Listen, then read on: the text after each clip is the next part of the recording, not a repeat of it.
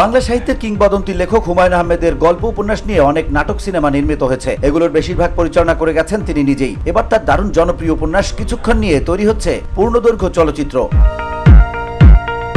যেখানে একসঙ্গে কাজ করতে যাচ্ছেন দেশের নন্দিত দুই অভিনেতা মোশাররফ করিম ও চঞ্চল চৌধুরী। জানা যায় এই চমকটি নিয়ে আসছেন তরুণ ও প্রতিভাবান পরিচালক তানিম নূর। এর আগে ওয়েব ও টেলিভিশনে গল্প বলার অভিনব ধারা তৈরি করে প্রশংসা কুড়িয়েছেন তিনি। সেই সঙ্গে উৎসব সিনেমা দিয়ে বড় পর্দায় পা রেখেই পেয়েছেন প্রশংসা ও ব্যবসায়িক সাফল্য। আশা করা যাচ্ছে নিজের দ্বিতীয় ছবিতেও বাজিমাত করবেন তিনি।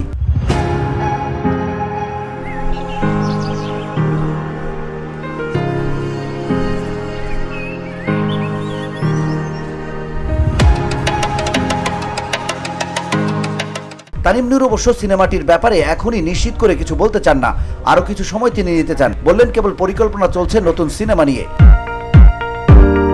উৎসব সিনেমার মতোই কিছুক্ষণেও তারকাদের মেলা বসাবেন তানিম নূর। এতে মোশাররফ ও চঞ্চল ছাড়াও দেখা যাবে সাবিলা নূর, শরীফুল রাজ সহ একঝাঁক তারকাকে। ছবিতে চিত্রা চরিত্রে সাবিলাকে দেখা যাবে বলে জানা গেছে। VOD Bangla news desk.